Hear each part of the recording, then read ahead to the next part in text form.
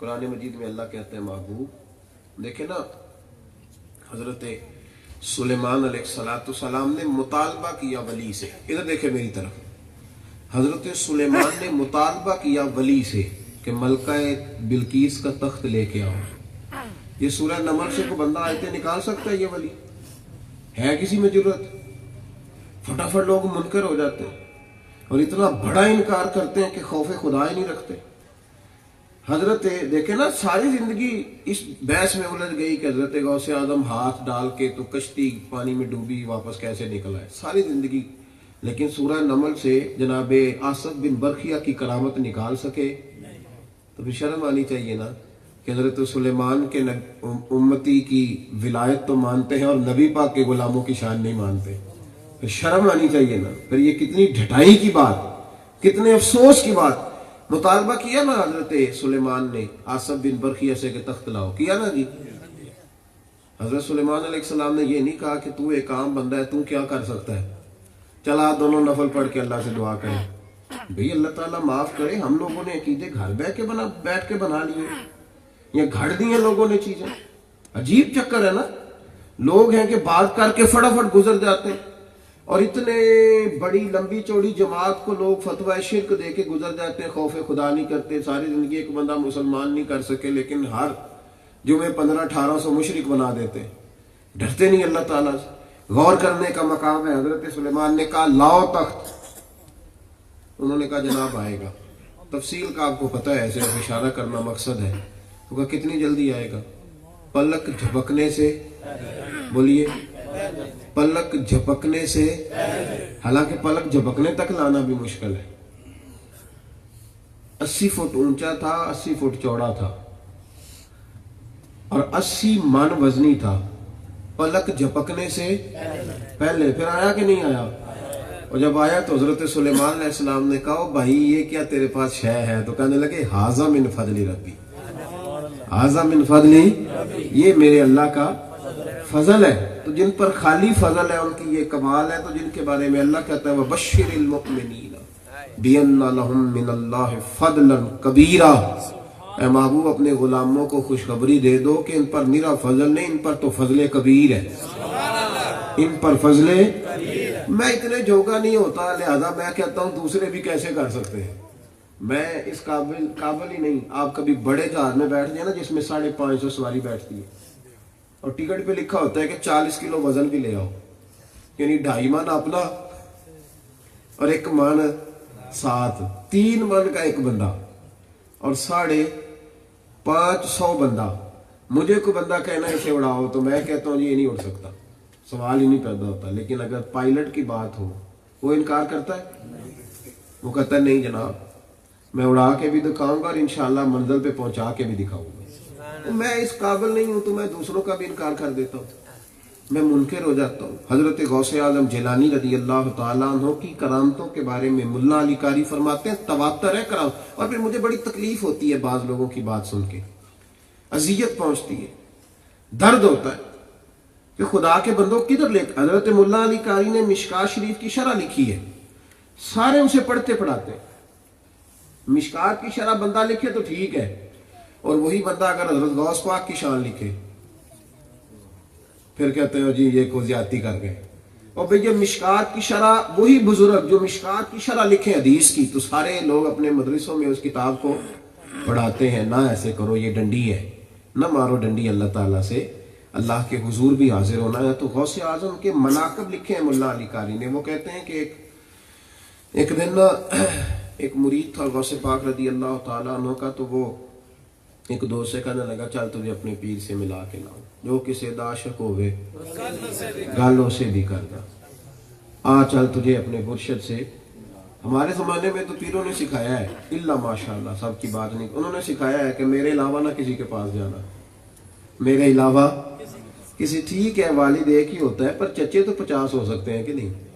ہم نے کوئی ایسا صوفی نہیں دیکھا جو کہے میرا ایک ہی پیر ہے، کوئی اور استاد نہیں، کوئی اور بزرگ نہیں۔ یہ کیسے ہو سکتا ہے، یہ کس طرح ہے؟ بلکہ امام شورانی تو فرماتے ہیں کمزور بندہ اس طرح کی باتیں کرتا ہے، کمزور۔ آپ فرمایا کرتے تھے میں نے تو اپنے ایک مرید سے کہا ہے میرے جلوے دیکھ لیے جا اب دنیا دیکھ، اگر کوئی میری طرح کا اور نظر آیا تو چلے جانا ورنہ واپس آ جانا۔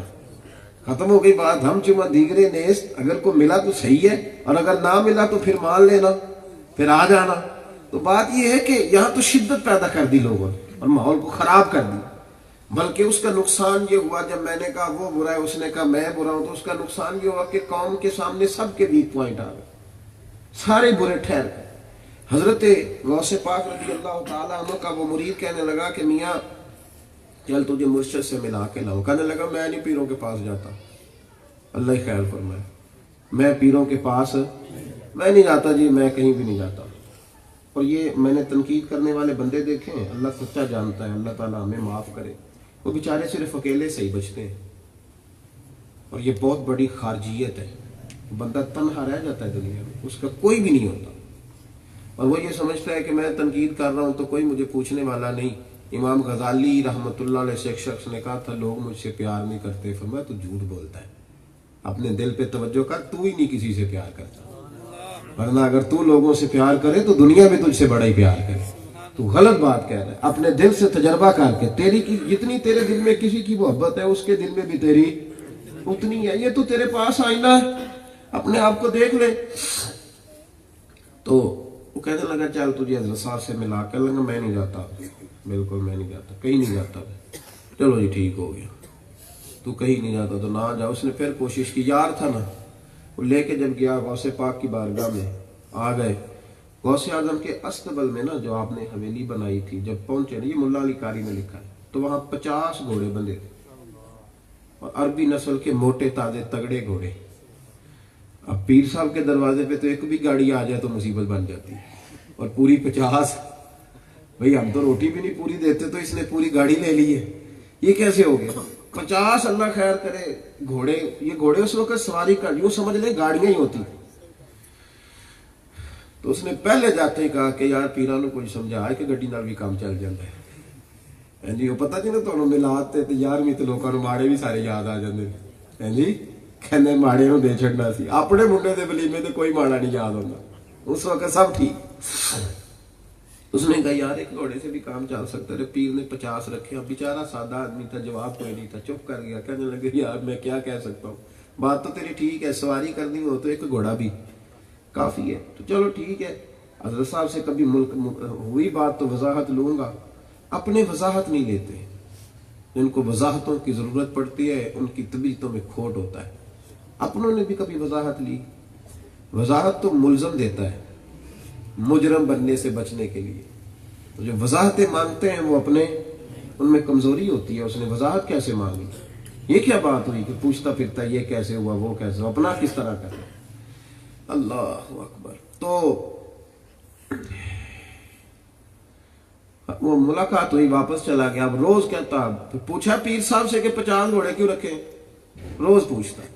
یہ میں کسی عام مولوی کے حوالے سے نہیں بیان کر رہا, اس شخص کی بات بتا رہا ہوں جو سب کے لیے قابل احترام ہے. حضرت ملا علی قاری فقہ حنفی کے امام بزرگ گزرے.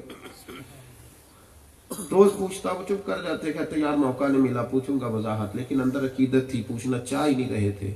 موقع ملے گا تو بات کریں گے. وہ اعتراض کرنے والا بیمار ہو گیا, پیٹ میں کوئی تکلیف ہے. اللہ تعالیٰ سب کو محفوظ فرمائے. اتنا شدید بیمار ہوا, بغداد کے سب سے بڑے طبیب کے پاس گیا. اس زمانے میں چیک کرنے کا سٹائل یہ ہوتا تھا کہ ایک گوشت کے ٹکڑے کو, بوٹی کو دھاگے سے باندھ کے گلے میں لٹکاتے تھے. باہر نکلتی تھی تو طبیب اور حکیم بتا دیتا تھا کہ معاملہ کیا ہے. وہ باہر نکلی تو اس نے کہا میاں تو تباہ ہو گیا اندر سے, تیرا سارا پیٹ کا نظام, جگر, معدہ, پھپھڑے, ہر چیز ختم ہو. عربی نسل کا ایک گھوڑا چاہیے, اسے ذبح کرنا ہے, اس کا جگر نکالنا ہے. اس جگر کے ایک ٹکڑے سے دوائی بنے گی تیری, اور 50 دفعہ تو نے وہ دوائی کھانی ہے. 50 گھوڑے ہوں گے تو کام چلے گا. اب کو پتہ نا, پھر مصیبت بن جائے تو دعائیں بھی یاد آئی جاتی ہیں. اب مشکل آ گئی. اب جناب بڑی آزمائش. کیا کرتا, اس اپنے دوست کے پاس گیا, کہنے لگا چل حضرت صاحب کے پاس چلے. اس نے کہا تینوں نہیں کٹنا, تو اعتراض بڑے کرتا ہے, تیری مہربانی چل یار, میں بڑا پریشان ہوں. رو پڑا, منت کی, پاؤں پڑا. اللہ اکبر. لے گئے سرکار غوث اعظم کی بارگاہ میں. اللہ کے ولی سخت نہیں ہوتے, کیونکہ نبی کریم رحمت للعالمین ہے. تو یہ نبی پاک علیہ السلام کے وارث ہیں, حضور کی روحانیت اور علم کے. یہ لوگ معافی تو بس ایسے ہیں جیسے انہوں نے جیب میں رکھی ہوتی. جب کوئی مانگے جس وقت مانگے. اللہ کا بندہ ہوتا ہی نرم دل. بلکہ ترمذی میں حضور نے فرمایا وہ اتنا نرم دل ہوتا ہے کہ سامنے والا اسے بیوقوف سمجھ لیتا ہے. کیونکہ مومن نرم دل ہوگا. لوگ کہتے ہیں بیوقوف ہے، اسے کیا پتا، جیسے میں کہتا ہوں ویسے کر لیتا ہے. حالانکہ وہ نرم دل ہوتا ہے. سرور کائنات علیہ السلام کے غلام نے دیکھا حضرت غوث پاک نے اسے اندر آتے ہی تو دیکھ کے نہ اٹھ کے کھڑے ہوئے، پھر سینے سے لگایا. یہ بزرگوں کا اخلاق ہے. پھر ماتھا چوما. فرمانے لگے یار تو ایک دن میری گلی سے گزر رہا تھا تو میں نے تیرے اوپر نظر ڈالی تو مجھے اسی وقت پتہ چل گیا کہ تو بیمار ہو جائے گا. اور اس پر بھی میں حدیث پڑھ دوں، لوگ فٹافٹ کہہ دیتے ہیں نہیں کیسے پتہ چل گیا. ترمذی شریف میں حدیث ہے، نبی پاک نے فرمایا اتقوا فراست المؤمن فإنه ينظر بنور اللہ. مومن کی فراست قلبی سے ڈرا کرو، وہ اللہ کے دیے ہوئے نور سے دیکھتا ہے. وہ اللہ کے دیے ہوئے نور سے دیکھتا ہے. فوراً غوث اعظم فرمانے لگے تو ایک دن گزرا تھا، میری نظر پڑی تھی، مجھے پتہ چلا تو بیمار ہوگا اور پھر تیرا علاج عربی نسل کے 50 گھوڑوں سے ہوگا. فرمایا تیرے لیے ہی کھڑے کیے ہوئے ہیں سارے. اور گھر لے جانے کی، چارہ ڈالنے کی بھی ضرورت نہیں. روز آیا کر، ایک لے جایا کر، ذبح کر کے اپنا علاج کرا. پیروں میں گر گیا، کہنے لگا علاج بعد میں، پہلے مرید کر لیں. آپ فرمانے لگے نہیں، مرید ہونے پہ تو قابل ہی نہیں، اس لیے کہ اندر ہو بھی نہیں ہے تو مجبوراً آیا ہے. تو اپنا علاج کرا، اللہ تجھے صحت دے، پھر جہاں دل کیا وہاں جا کے مرید ہو جانا. بھائیو اللہ نے کمالات دیے، ہم وہ حدیثیں کہاں لے جائیں؟ کیا ترجمہ کریں؟ اگر تمہاری بات مانے تو کیا ترجمہ کریں اس حدیث کا جو بخاری اور مسلم میں موجود ہے؟ نبی کریم نے فرمایا جب اللہ کا بندہ کثرت سے عبادت کرتا ہے تو پھر اللہ فرماتا ہے میں اس کی آنکھیں بن جاتا ہوں. وہ کون ہے بندے پھر تو بتا دے نا. اگر وہ دور تک دیکھ ہی نہیں سکتے تو اللہ کی آنکھیں بننے کا معنی کیا ہوا؟ اللہ فرماتے ہیں جب کثرت سے بندہ نفل پڑھتا ہے، بخاری مسلم کی حدیث ہے، تو میں اس کی زبان بن جاتا ہوں، میں اس کے ہاتھ بن جاتا ہوں، میں اس کے پیر بن جاتا ہوں. وہ میرے بھائی پھر بتانا اس کا کیا ترجمہ کریں؟ اگر تیری نظر میں کوئی کچھ نہیں کر سکتا، کسی میں کوئی طاقت نہیں، تو اس حدیث کا کیا معنی کرے؟ تو بتا اس کو کیسے نکالے گا؟ یا ہمیں سمجھا دے. بلکہ کبھی کبھی میں مشورہ دیا کرتا ہوں، میں کہتا ہوں یا سمجھ لو یا ہمیں سمجھا دو، کچھ تو کرو نا میرے بھائی، کسی طرف تو آؤ نا. نبی کریم علیہ السلام کے غلاموں کی یہ شان رہی، حضور کے غلاموں کا یہ مرتبہ رہا. اللہ نے انہیں اعزاز دیا. ہر دور میں با کرامت لوگ موجود رہے. اور حضور غوث پاک کی شان کا تو کیا کہنا. سبق پڑھا رہے تھے، پڑھاتے پڑھاتے ہاتھ آگے کیا اور جب ہاتھ پیچھے کیا تو بازو بھیگ گیا. شاگرد کہنے لگے یہ کیا ہوا؟ فرمایا چھوڑو، تمہارے والی بات نہیں، خاصا لی علامہ آگے نہیں مناسب کرنے، تمہارے والی بات نہیں، تم چھوڑو. حضرت غوث پاک رضی اللہ تعالیٰ عنہ کا بازو بھیگا ہوا ہے. 2-3 دفعہ بچوں نے پوچھا، فرمایا تم اپنے کام سے کام رکھو، تمہاری جتنی سوچ تھی اس کے مطابق تمہیں بات بتا دی. تھوڑی دیر گزری تو کچھ لوگ آ گئے، کہنے لگے کشتی میں جا رہے تھے، اچانک طوفان آ گیا. وہ بھائی اگر حضرت آصف بن برخیہ کا ہاتھ پہنچ جاتا تو میرے غوث پاک کا بھی پہنچ ہی جاتا. فرمایا طوفان آ گیا تو آواز دی یا شیخ عبد القادر جیلانی، اور خدا کے فضل سے ہم پر ہے سایہ غوث اعظم، ہمیں دونوں جہاں میں ہے سہارا غوث اعظم. کہا تو کہا اچانک حضرت غوث پاک کا ہاتھ نمودار ہوا ہے اور کشتی پکڑ کے کھینچی ہے، انہوں نے کنارے تک لگا دی. شیخ حماد حضور غوث اعظم کے زمانے کے ایک ولی ہیں، ان کے پاس ایک تاجر گیا. تاجر بڑا نیک آدمی تھا، جب تجارت کما کے لاتا تھا نا تو بہت سارے دینی ادارے چلاتا تھا، غریبوں کی امداد کرتا تھا، بغداد سے ملک شام جایا کرتا تھا. شیخ حماد کے پاس آیا، کہنے لگا حضور میں تجارت کے لیے جا رہا ہوں ملک شام، تو آپ مہربانی فرمائے دعا کریں. حضرت نے استخارہ فرمایا تو کہنے لگے نہ جانا، اس راستے میں تو قتل ہو جائے گا، نہ جانا. وہ حضرت غوث پاک کی بارگاہ میں گیا، کہنے لگا حضور میں نہیں جاتا تو بڑے بڑے غریب، بیوہ، یتیم بچے میرے ہر سال کے منتظر ہوتے ہیں، میں نے دینا ہوتا ہے. شیخ حماد نے منع کر دی. حضرت غوث اعظم نے تھوڑی دیر گردن جھکائی، فرمانے لگے جا تو اللہ خیر کرے گا، جا تو اللہ مہربانی فرمائے گا، تو جا. تو چلا گیا. وہ کہتے میں نے خوب تجارت کی، خوب مال کمایا، خوب میں نے وہاں جد و جہد کی. اور جب میں مال کما کے واپس نکلا، رستے میں ایک جگہ پہ سویا، میں خواب دیکھتا ہوں کہ ڈاکو آ گئے، انہوں نے سارا قافلہ لوٹ لیا. پھر اچانک ان کو کیا خیال آیا، لوگوں کو قتل کرنا شروع کر دیا۔ میرے پاس بھی آئے، ایک ڈاکو نے مجھے بھی قتل کیا، جب اس نے میری گردن پر خنجر چلایا تو میری آنکھ کھل گئی۔ میں رات کو ہی سامان رکھ کے اتنا خوف زدہ ہوا کہ رات کو ہی دوڑ پڑا۔ میں اگلے دن بغداد پہنچا تو شیخ حماد میرے سامنے کھڑے تھے، فرمانے لگے تجھے پتہ ہے اللہ اپنے بندوں کی دعائیں بڑی قبول کرتا ہے؟ میں نے کہا حضور بتائیں۔ فرمانے لگے وہ جو واقعہ تیرے ساتھ حقیقت میں ہونا تھا نا، غوث پاک کی دعا سے اللہ نے اسے خواب بنا دیا، رب کریم نے اسے۔ اب کوئی شخص یہاں بھی اڑ سکتا ہے کہ عمر کیسے بڑھ گئی، اس پر بھی بخاری کی حدیث پڑھ دوں۔ نبی پاک صلی اللہ علیہ وسلم نے فرمایا تو اپنے رشتہ داروں سے اچھا سلوک کر، اللہ تیرا رزق بھی بڑھا دے گا، تیری عمر بھی بڑھا دے گا۔ اب ایسے کام مشکل ہے، رشتہ داروں سے اچھا سلوک ایک خاصا مشکل کام ہے، کیونکہ رشتہ داروں سے تو اچھا سلوک نہیں نہ ہوتا، ویسے کوئی اور دور کا سجن ہوتا ہو جاتا ہے اچھا سلوک۔ حضور نے فرمایا رشتہ داروں سے اچھا سلوک کر، عمر بھی بڑھ جائے گی اور رزق بھی بڑھ جائے گا۔ اس کا مطلب ہے عمر بڑھ جاتی ہے، رزق بھی بڑھ جاتا ہے، یہ حضور کے فرمان سے ثابت ہے۔ ایک بات اور عرض کرنی ہے، آپ میری طبیعت ملاحظہ کر رہے ہیں، کچھ موسمی اثرات کے سبب سے بہت زیادہ طاقت نہیں پا رہا میں بات کرنے کی، لیکن چونکہ بات حضور غوث اعظم کی ہے نا، اور حضور غوث پاک کی بات ہم جب بھی کرتے ہیں بڑی عقیدت کے ساتھ کرتے ہیں۔ حضرت غوث اعظم کا ذکر روح کی غذا ہے، اور ان کی بات جو ہوتی ہے وہ دل کو بڑا ٹھنڈا کرتی ہے، بڑا تابع کرتی ہے، بڑا خوبصورت بناتی ہے۔ حضرت سیدنا غوث پاک رضی اللہ تعالی عنہ کے پاس ایک بوڑھی اماں آئی، اپنا بیٹا چھوڑ گئی، کہنے لگی پیر صاحب میں چاہتی ہوں کہ یہ آپ کے جیسا بن جائے۔ ہوتے ہیں نا بعض لوگ، وہ کہتے ہیں کہ یہ نا آپ جیسا بن جائے۔ میرے پاس بھی کئی لوگ آ کے کہتے ہیں، تو میں کہتا نہیں دعا کریں اللہ اسے اچھا بنائے، ہم جیسا بن کے اس نے کیا کرنا، اللہ تعالیٰ ہمیں بھی اچھا بنائے، اسے بھی اچھا بنائے۔ یہ جناب لے لیں بچہ اپنے جیسا بنا دے۔ تو غوث اعظم نے فرمایا ٹھیک ہے رکھ لوں، کہا ہاں۔ تو اب تو خیر نہیں نہ مار سکتے، سوال ہی نہیں پیدا ہوتا، بچے کو آپ مار کے جائیں گے کدھر؟ وہ ہمیں استاد کبھی مارتے تھے تو پھر بعد میں بڑے استاد کو جا کہتے تھے نا بڑا مارا ہے، تو وہ کہتے تھے کہ جہاں استاد کی مار پڑے نا وہاں اللہ کرم فرماتا ہے، خیر ہوتی ہے۔ اب نہیں مار سکتے، ہے نا جی، اللہ تعالیٰ ہمیں معاف کرے، اب نہیں مار سکتے، اب بڑے حالات خراب ہیں، اب باہر لکھا ہے اسکولوں کے مار نہیں پیار۔ تو اللہ تعالیٰ خیر ہی فرمائے، پیار ہی ہوتا ہے، مار بھی اسی کو پڑتی ہے جس سے انسان پیار کرتا ہے۔ کبھی کسی نے گلی میں جاتے بھی کسی پہ غصہ کیا ہے، کسی اپنے پہ غصہ آتا ہے انسان کو، عام دام برسر مطلب۔ فرمایا جیسے چاہوں کروں۔ اس نے کہا جی جیسی مرضی ٹریننگ کرے پر میرا بچہ نا پڑھ جائے اور طریقت کا شاخسوار بنے، تصوف اور سلوک کی ساری منازل طے کر جائے، اس کو معرفت کا حسن ملے۔ فرمایا ٹھیک ہے۔ غوث پاک نے رکھ لیا۔ وہ بی بی کوئی سال سوا کے بعد آتی رہتی تھی، ایک دو سال کے بعد وہ آئی تو اس نے دیکھا کہ اس کا بچہ رات کی خشک روٹی سرکے کے ساتھ کھا رہا ہے، اور دور بیٹھا اکیلا روٹی پکڑی ہے اور سرکے کے ساتھ وہ کھا رہا ہے۔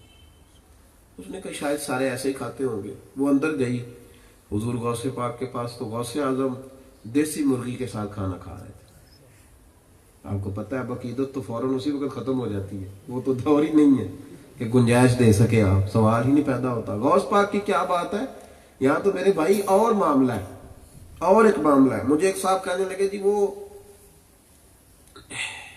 ایک P H D doctor professor ہیں ہمارے گجرانوالہ کے، بڑے اچھے زبردست تعلیم ہے، کہنے لگے دیکھیں جی انہوں نے اتنی بڑی گاڑی رکھی ہوئی ہے۔ تو میں نے کہا آپ کی تعلیم کیا ہے؟ کہنے لگا چھٹی کلاس میں چھوڑ دیا۔ تو میں نے کہا خدا کے بندے، اس شخص نے پہلے ایم اے کیا، پھر 3 سال لگا کے ایم فل کیا، پھر 3 سال لگا کے پی ایچ ڈی کی، اور درس نظامی پڑھا، اور پھر اس میں اسپیشلائزیشن کیا۔ تو اب تو کہتا ہے کہ وہ تیرے لیول پہ رہے، تھوڑا سا خیال کرنا، تھوڑا سا دیکھے نا یہاں جو آدمی کس ڈگری کا ہے، کس معیار کا ہے، آپ طبیعت کو سمجھے۔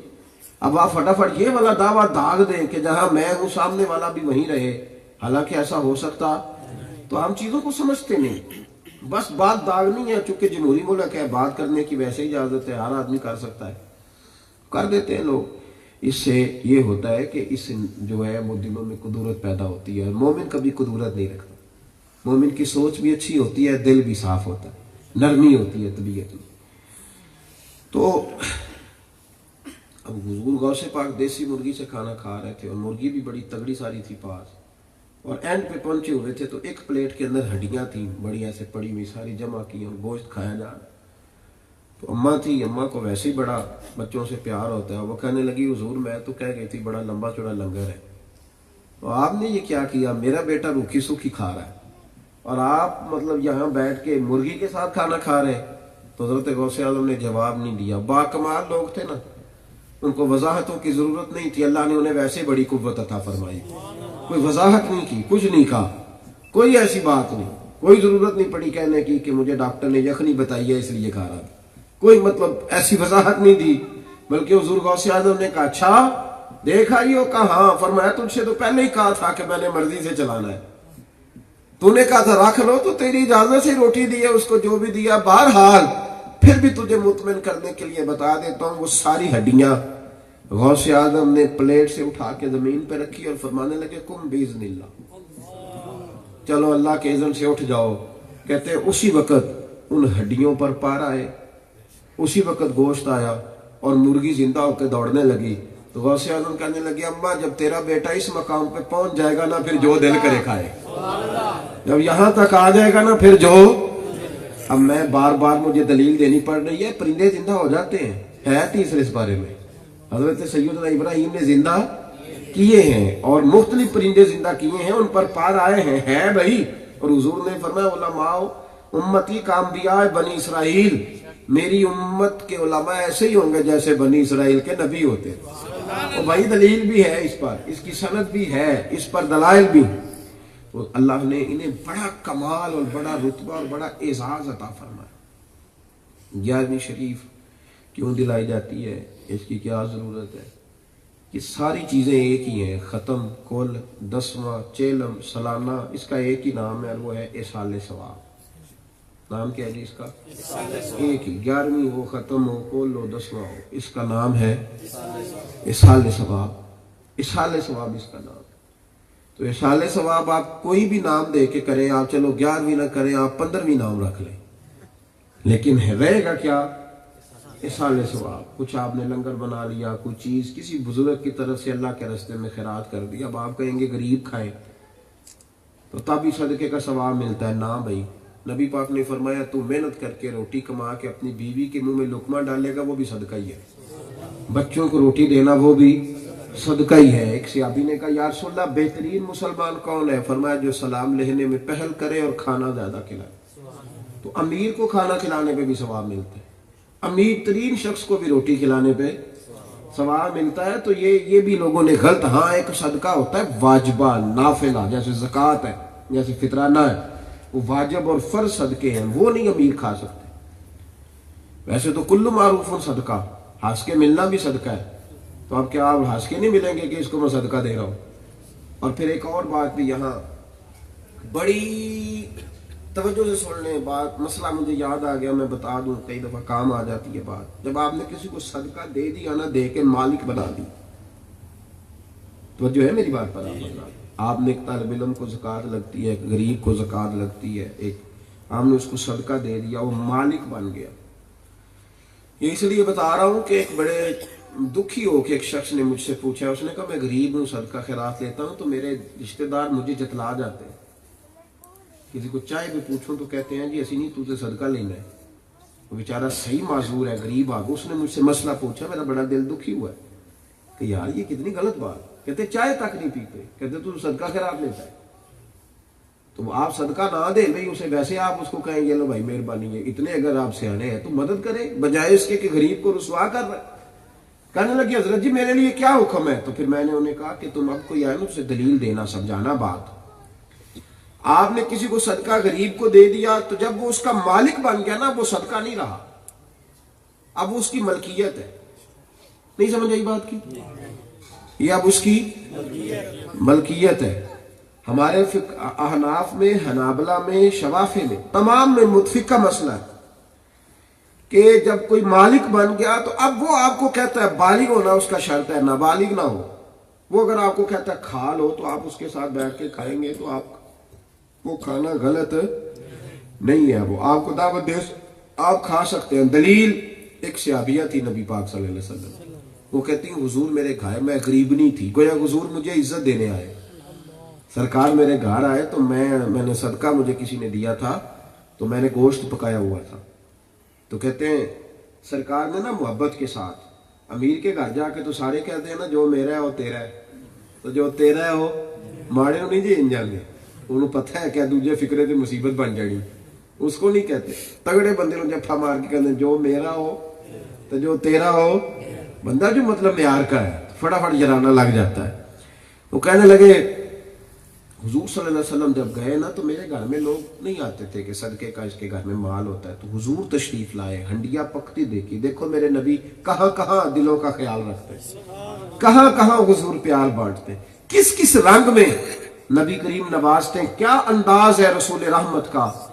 کہتے ہیں حضور نے نا سالن میں سے بوٹی نکالی، پلیٹ میں رکھی، اللہ خود کہتے ہیں مجھے یوں لگا کہ آج دنیا کی سب سے خوش نصیب بی بی میں ہی ہوں، جس کی ہنڈیا سے خود حضور نے بوٹی نکالی، لقمہ نکالا، اور حضور جب کھانے لگے تو میں نے کہا یا رسول اللہ یہ صدقہ ہے، حضور نے فرمایا صدقہ تیرے لیے تھا، میں تجھ سے لے رہا ہوں، میرے لیے تحفہ ہی ہے، صدقہ تیرے لیے تھا، اب میں چونکہ تجھ سے لے رہا ہوں تو دے رہی ہے، اب تیرے اوپر تو زکوٰۃ فرض نہیں نا، تو نے زکوٰۃ مجھے دے رہی، تو لہذا یہ میرے لیے تحفہ ہے۔ اس لیے میرے عزیزوں یہ یاد رکھے کہ 11ویں شریف یا آپ کسی شخص کو جب آپ کھانا کھلا رہے ہوتے ہیں تو یہ عجیب لوگوں نے کنڈیشن لگا دی ہے کہ وہ صرف غریب کھائیں، ہاں اگر غریب آدمی ہی کھائے، اب تو غریبوں کے معاملے میں بھی لوگ بڑا پریشان کرتے ہیں، کہتے مینوں کی پتہ ہے انہیں اندر مال دبیا ہوئے دسو دے دیا بھتیجے نوں زکوٰۃ کے نام، تو اتنی تفتیش تو کیوں کرتا ہے بھائی، چل مہربانی کر دے دے جیڑا کو 10,000 دینا ہے، اتنی مطلب شرطیں۔ امام شافعی سے ایک شخص نے کہا تھا کہ حضور بندہ ہی نہیں مستحق ملتا، دینے کو دل تو کرتا ہے، امام سب چپ کر گئے، اس نے کہا جی آپ نے جواب نہیں دیا، آپ خاموش ہو گئے، پھر کہنے لگا جی فرمائیں، آپ فرمانے لگے یار مجھے تو لگتا ہے تجھے بھی اللہ نے جو کچھ دیا تو بھی مستحق نہیں تھا، اس نے فضل سے دے دیا ہے، جب تجھے اللہ نے نہیں دیکھا کہ تو مستحق ہے کہ نہیں تو تھرمامیٹر لے کے اللہ کے بندے ٹٹولتا پھرتا ہے کہ مستحق ہے کہ نہیں، فرمایا جا کچھ ہے دینی ہے تو دے، اتنی بحث نہ کر، میرا مطلب ہے کیا۔ ایک صاحب ایک دفعہ میرے پاس بھی آ گئے، محبت کی بات ہے، آ کہنے لگے کچھ پیسے خرچ کرنے ہیں، کچھ جگہ بتائیں، تو میں ہنس پڑا، کہنے لگے آپ ہنسے کیوں ہیں یہ بتائیں، میں نے کہا یار ویسے ہی ہنس دیا ہے، آپ بتائیں کیا خرچ کرنا ہے، کہتے میں کو 5-6 ہزار روپیہ دینا ہے، میں کہا سڑک بنوا دی، اتنی تفتیش کرنے کی کیا ضرورت ہے، کیا کسی کو دے، یہ تو کسی گلے میں ڈال دیتا، تو کہنے لگے آپ نے کیا کہہ دیا، میں کہتے ہیں حسن تو نہیں سی سمجھ آئی، تو میرا سجے ہے میں نے پہلا بھی پتا سی تو کی کرتا ہے، عجیب بات ہے، عجیب فلسفہ ہے جناب، اور بڑی عجیب و غریب، یاد آ گئی بات، پتہ نہیں پیار کی بات ہے۔ اب نا ایک دفعہ کراچی سے واپس ایئرپورٹ پہ آئے تو ایک آدمی بار بار کہہ رہا تھا کوئی حکم ہو تو بتاؤ، تو میرے ساتھ میرا ایک کراچی کا دوست ہے، وہ پنساری ہے، جڑی بوٹیوں کا کام کرتے ہیں، تو ہے بڑے ماشاءاللہ چاقو چوبند، سوز والے، پیار والے، بڑے زبردست ان کی طبیعت ہے، خوش مزاج، خوش لباس، تو وہ بار بار دوست کا ہوتا ہے نا بعد میں تقیہ کلام کو حکم ہو تو بتاؤ، تو میرے ذریعے سے ملاقات ہو گئی ان سے، تو بار بار مجھ سے بھی کہیں ان سے بھی تو حکم ہو تو بتانا، کہنے لگا جی نہیں کوئی نہیں اللہ جزائے خیر، نہیں جی حکم ہو تو بتانا، تو 2-3 دفعہ کہا، تو میں نے اس کو دبایا ہوا تھا، مجھے اپنے دوست کا پتہ تھا کہ یہ بڑا زبردست جملہ کہتا ہے، بندہ پریشان ہی ہو جاتا ہے، اس نے کہا میرے ساتھ وہ پھر کوئی بات چھیڑے تو وہ پھر کہے نہیں کوئی حکم ہوا تو بتانا، تو حکیم صاحب کہنے لگے سب انہیں نہیں سکول لینا، میں نے حکم داسی لین دیو، آپ نے تو مجھے بڑا دبایا تو بتا لینے لو، کیا کہا جناب، کہتا کوئی حکم ہوا تو بتانا، کہنے لگا کراچی میں امن کرا دو، ہم بڑے پریشان ہیں، یہ حکم ہے، چپ کر گیا۔ آپ حکم کیوں پوچھ رہے ہیں، مطلب اتنی لمبی چوڑی بات، 5-6 ہزار روپے اللہ کے راستے میں دینا ہے اور آپ نے 15-16 ہزار بندے سے پوچھ لیے کدھر دینا ہے، کس کو لگتا ہے۔ نبی کریم علیہ السلام نے تو یہاں تک فرمایا کہ ایک بندہ دینے نکلا تھا تو غلطی سے چور کو دے آیا، صدقہ دینے نکلا تھا تو غلطی سے طوائف کو دے آیا، صدقہ دینے نکلا تھا تو غلطی سے سیٹھ کو دے آیا، اور جا کے اس نے اپنے زمانے کے نبی سے کہا، تو وہ پیغمبر کہنے لگے تیرا 3 دن ہی ہو گیا، تیرا 3 دن ہی ہو گیا، کیونکہ تو نے تو اللہ کی رضا کے لیے دیا ہے۔ تو اس لیے الجھے نہ، الجھاؤ نہیں پیدا کرے بزرگان دین کے۔ ہاں بزرگ ہو کوئی جیسے لمبے بال رکھ کے اور زیادہ ٹال پہن کے نہ بیٹھ جائے. کوئی بزرگ ہو، حضور غوث پاک سے جب کسی نے پوچھا تھا نا کہ آپ کو یہ بزرگی کیسے ملی، تو فرمایا دراست العلم حتی صرت کتبہ، میں تو علم دین ہی پڑھتا پڑھاتا رہا ہوں تو اللہ نے مجھے کتب بنا دیا. میں تو قرآن پڑھ کے حدیث پڑھ کے کتب بن گیا. کوئی چیز ہو، ایسے نہ ہو کہ بس ٹھیک ہے 2 4 10 کرامتیں بیان کر کے نفسیاتی طور پہ لوگوں کو قابو کیا ہوا ہو. ایسے نہ ہو، کوئی چیز ہو، کوئی اللہ رسول کا ذکر ہو، کوئی تربیت ہو، کوئی روحانیت ہو، کوئی معیار. اس انداز میں دین کا کام کریں. غوث اعظم کا تذکرہ ہر جگہ پہ، ہر جگہ پہ ہے. غوث پاک کا تذکرہ ہر جگہ، جہاں جہاں لوگ اللہ کی توحید کو ماننے والے ہیں، نبی پاک کو رسالت کو ماننے والے ہیں، وہاں وہاں غوث پاک رضی اللہ تعالیٰ عنہ کا ذکر. میں آپ کو پتہ ہے ایک لمبے طویل سفر سے آیا ہوں، تو جس اجتماع میں میں نے سب سے زیادہ برطانیہ میں چتھا میل کی ایک مسجد ہے، وہ اس طرح تعمیر ہو رہی ہے کہ اس میں ایک وقت میں 4000 نمازی نماز پڑھ سکے. اور وہاں جو سب سے بڑی کانفرنس ہوئی، دنیا کے مختلف ممالک سے لوگ موجود تھے، وہ بھی حضرت غوث پاک کی شان میں ہوئی، غوث اعظم کی شان میں. اور دنیا مناقب کہہ رہی ہے، بڑے بڑے رنگ میں لوگ ذکر کر رہے ہیں. تو بھائی یہاں تو لوگ بڑا ہچکچاتے ہیں، بڑے پریشان ہوتے ہیں، لیکن یہ وہ لوگ ہیں جنہیں اللہ نے 4 دانگے عالم میں عزت عطا فرمائی. اعلیٰ حضرت نے کہا تھا تو گھٹائے کسی کے نہ گھٹا ہے نہ گھٹے گا، جب بڑھائے تجھے بڑھانے والا اللہ دے گا. اللہ کسی کو بڑھاتا ہے تو پھر انسان گھٹ سکتا. اللہ کی بارگاہ میں دعا کرتا ہوں اللہ تعالیٰ اس گھر میں خیر و کرم فرما، آنے جانے والوں کو برکت عطا کر، رحمتوں سے مالا مال کرے. آخر دعوانا الحمدللہ.